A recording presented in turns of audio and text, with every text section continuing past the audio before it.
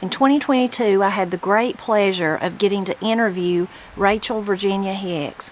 Rachel was born here in my county in western North Carolina, Cherokee County, in the Junaluska section. She was born on March 26, 1926. Now, when it comes to the foodways, the folkways, and just the history of Appalachia, specifically my area of the southern highlands of Appalachia here, she is just a storehouse of knowledge.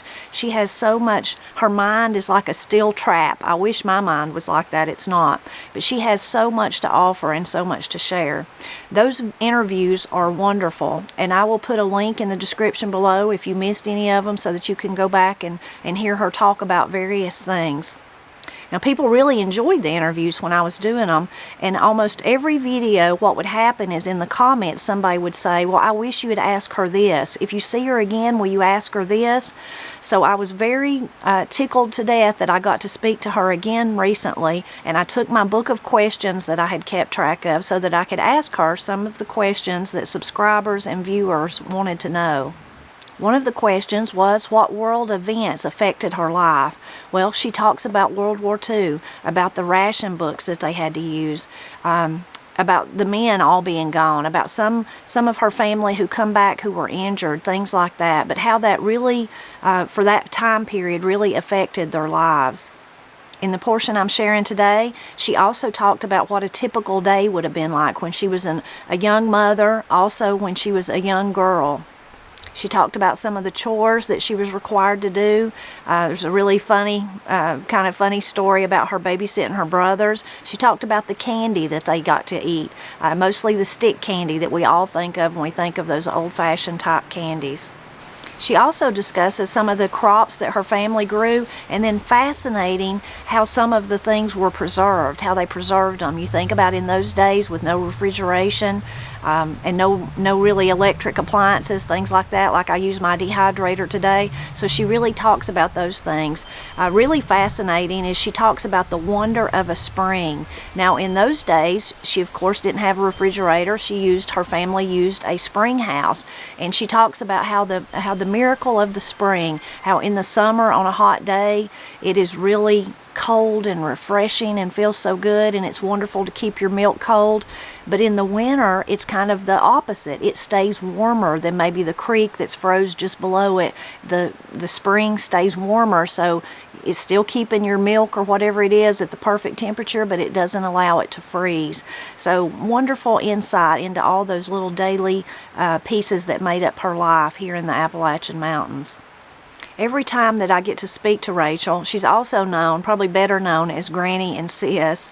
Every time I get to talk to Granny Hicks, there's always something that she says that really sticks in my mind. In the portion that I'm sharing with you today, the thing that stuck in my mind when she said it was that we just learned how to take care of each other. I thought, what a wonderful thing, learn how to take care of each other. If we could all strive to do that, what a wonderful place how much better the world we live in would be, I guess I should say.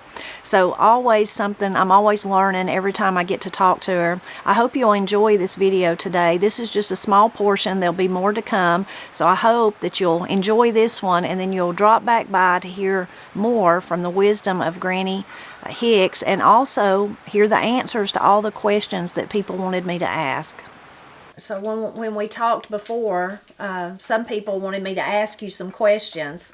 So you don't have to answer them if you don't want to, but we'll see if what you think about any of them. One thing was they wondered if any world events that you remembered. You've already, like the ones that impacted your life, like the car wreck you was telling me about earlier. Mm-hmm. But you remember like anything about the wars or things like that? Well, we'd hear about on the radio about people in the war, and some of the family, some of them that was in the army, and stuff like that, but otherwise it didn't. Now, wasn't one of Daddy's brothers a prisoner of war? Mm-hmm. Sweetie? Wasn't Sweetie a prisoner of war? Sweetie, your husband's brother, was he in the war?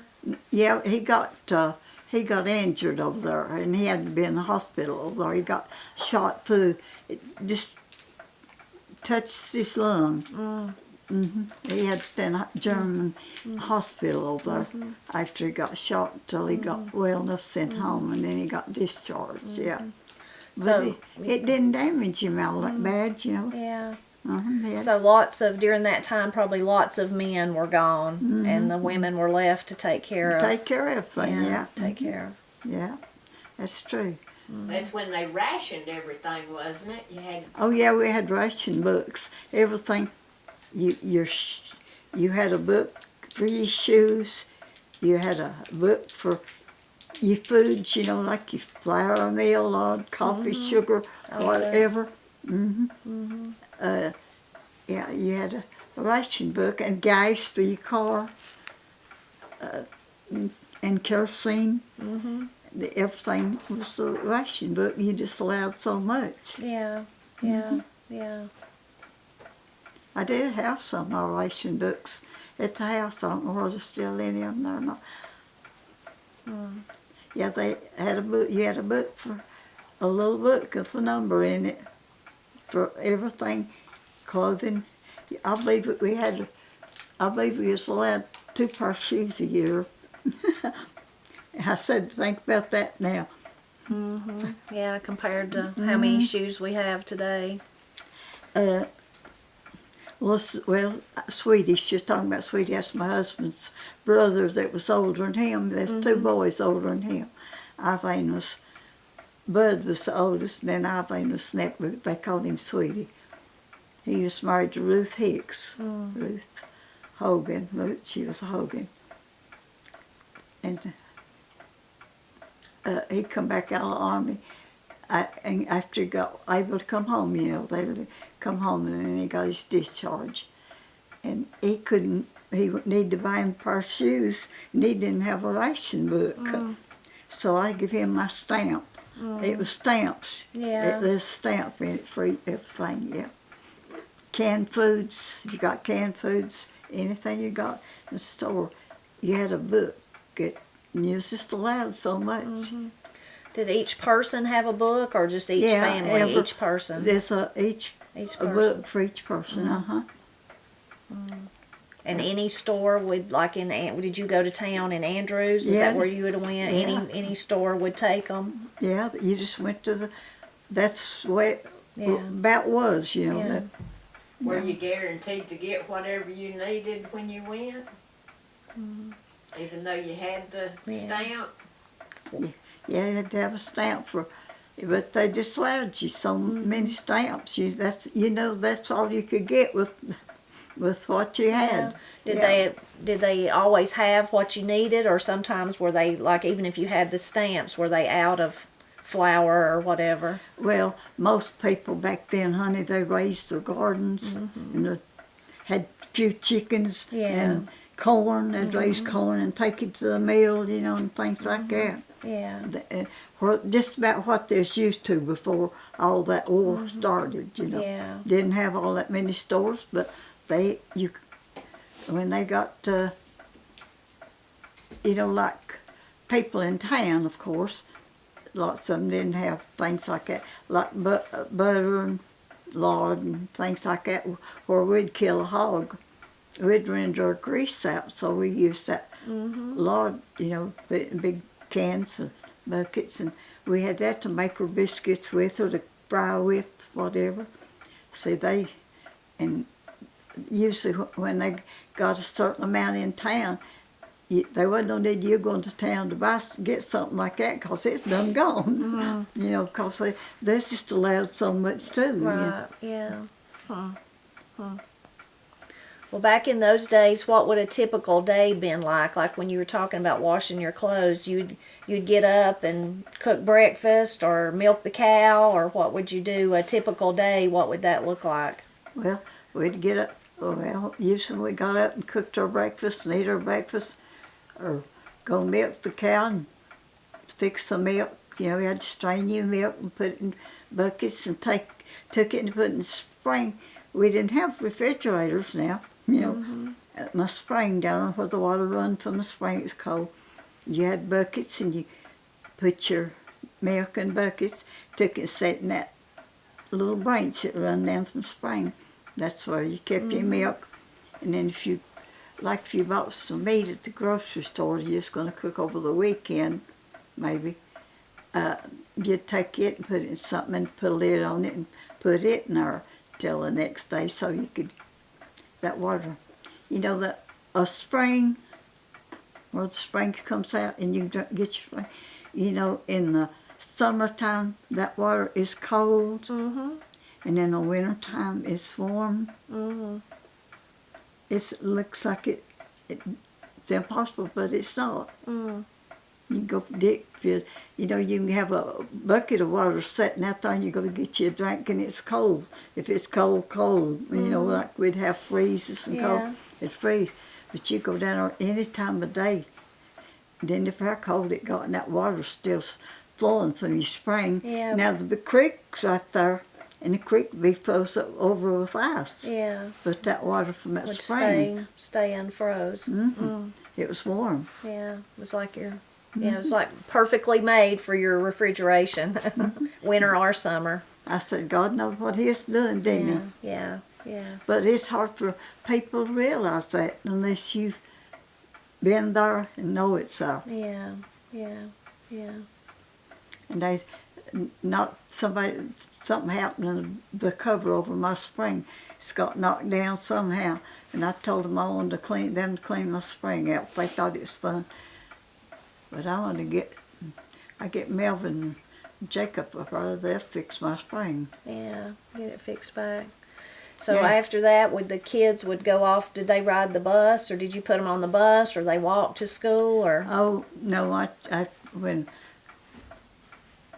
let's see, I was trying to think what year it was. I can't think what year it was, but they got, they got a school bus. When we went to school, we had gotten a school bus, and they'd go up Junaluska, you know, and pick the children up there. They'd go up to the other Rodo or something, and then them children over across from Berkshire and back over in there, that across from Berkshire Mills, you know, back over.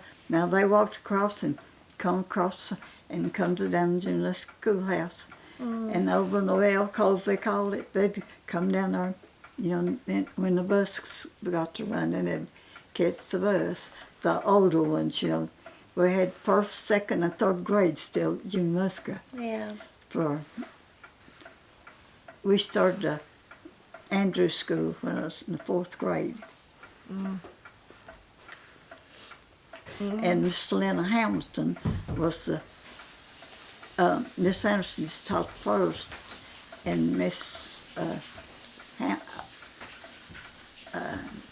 Lena Hamilton, I forgot what she got married later on, but she still taught school in Andrews later.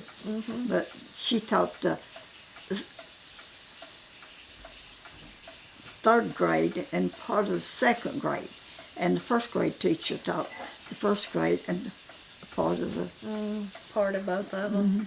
They wasn't that many, you know, went to Yeah. Junaluska school. Yeah. They were on the 1st, 2nd, and 3rd. Yeah. But When then from yeah. there on down, went to town when they got the bus. But I can't remember what year it was that they started the bus. So in the afternoon after school was over, then you had to do chores. There was more chores to do before you got your lessons and went to bed and started all over again. Well, I always had her Thank duties you, go out and Wilma. help get some wood in or something like that. You know, Mama always took care of things in the kitchen or whatever. Did you have chores you had to do? Had to help with supper or? No, I used to watch the youngins. Oh, you were the babysitter. Babysitter, You were yeah. the babysitter, yeah. Yeah, I know when I was just 5 years older, and my brother McKinley, there's 2 babies died between me and him. And Mama was out in the yard getting some wood one day, and I was watching him, and she come in, he just kept crying. I'd he'd wet his diaper, I reckon, and I took his diaper off and put a diaper on him, but I'd caught the skin. Oh no! Oh no! Yeah. Oh, bless his heart. Oh, goodness. Can you imagine? Yeah. Lordy mercy. Yeah, it would be. I can see. I never had to use those kind of diapers, but I remember those big baby pins, like the diaper pins. I remember seeing them when my brother was little, and that would be hard to not poke them accidentally while you were panning it. Well, my babies, none of them didn't wear them artificial diapers. They all wore diapers. All mine wore diapers, yeah. Yeah. Well, what about in those days? Do you remember, like today, we might think something really special if we get to eat a dessert is like maybe a chocolate, sundae or a coconut cake or something. In those days, what did you look forward to eating like a special dessert? We didn't. Most of the time it was at Christmas time. It's Christmas time or something like that. That we had cake. Daddy'd try to get stuff to make a coconut cake and a chocolate cake. Yeah. So those were two of the kind of special Favorite things. cakes, yeah. Yeah. Did you, if you ever got candy from a store, what kind of candy did you like? Like the stick candy or? That's mostly what you got with peppermint sticks. Yeah. And if you got a cough, you get you some good peppermint candy. It'll help your cough. Yeah. My daddy used to carry some called he'd cough in his pocket. He'd always coughed. I reckon he had typhoid fever twice, he said, when he was growing Goodness. up. Yeah, So you probably drank milk and water's mostly what you would drink. we drank, and Mama canned blackberries, and that blackberry juice was good too. Them good old blackberry pies, she'd make us a blackberry pie. Yeah. Or if we had pumpkin, Yeah. maybe she'd make us a pumpkin pie. Sometimes for Thanksgiving or something like that, Did you ever drink any kind of teas, like thinking about birch tea or maybe winterberry or what's it called, tea berry that grows wild, any of those kind of things? Well, they used to make ginger tea if we had a cold. Yeah. They'd make us ginger tea to drink Yeah. for a bad cold. Yeah. Did they buy it at the store or the ginger? You get ginger and you just fix you some water and sugar. Yeah. And put you some ginger in it to your taste. You don't want it too strong. Yeah. And that would help. Drink it. Yeah. And have a cold or a flu, have a little cough and cold. Yeah. They'd take some kind of a cloth and take some lard and rub on, get it warm, and then you'd put a few drops of turpentine, and if you had some used to, you got Vicks Sive. You could get Vicks Sive. Put that on grease their chest all good. Yeah. And back when they had these so colds and flu. Ann's ex-husband, William Stillwell. William was talking about here a while back after him and Ann was married. They lived over right across the creek from where my house is. Where Matt's got his garage and trailer up there. And he would come back out of the army. He'd come back out of the army. He was sick. He had the awful cold and cough. And he said, I looked up at her and she had that big old leg. And he said, what are you doing? But I greased him up good. Yeah. I think I maybe made him some tea too. I don't remember. Goodness. But he took it. But he said, I was better the next morning. Wow, that's wonderful. Yeah, that's wonderful. That's what people had to do. They couldn't. They wasn't doctors to run to and hospitals to run to. Right. You had to learn to they'd fry onions and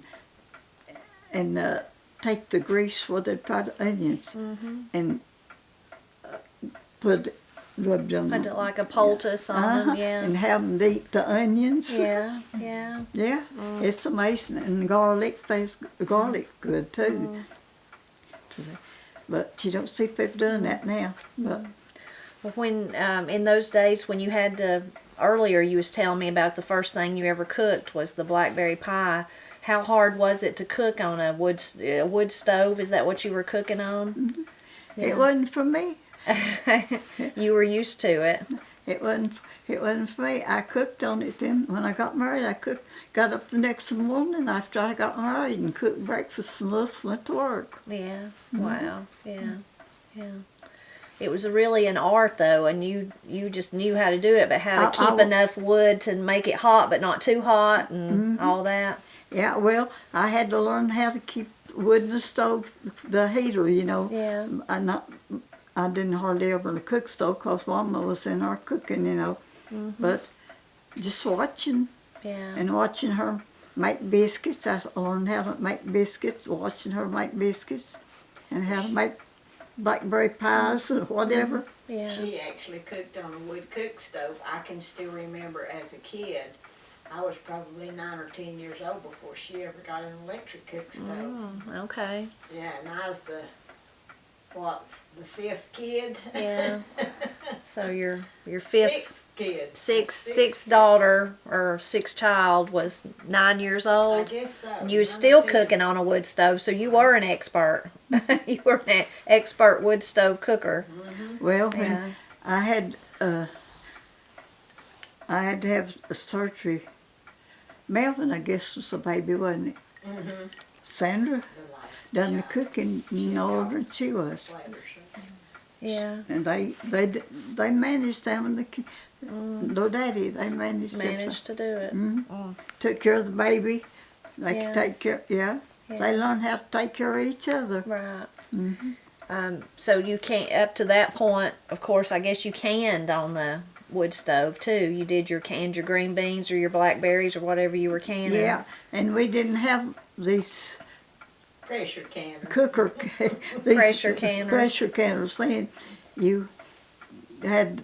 we got first canners we got was the water bath canners we called them. You know. Yeah. That's the first canners we had. Yeah. Was the water bath.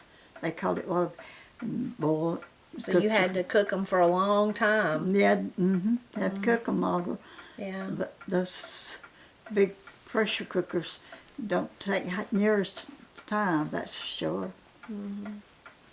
When you, in those days when you had a garden, what did you mostly grow? Just kind of the same, like taters, corn, beans? Yeah, anything Yeah. all kind of vegetables that we could get in the garden. Yeah. Mustard, greens and turnip greens, whatever. Yep. It's amazing what you can do. You take you some potatoes and some onions and stuff, a little mixture of stuff like that, make a big pot of soup. I can remember as a kid too, to keep cabbage, we dug a big hole and put hay in there and buried our cabbage and our potatoes because we didn't have a cellar or anything, and we buried them down in there Yeah. and go dig them out. You'd hole up In the your winter. your cabbage and your potatoes to keep them.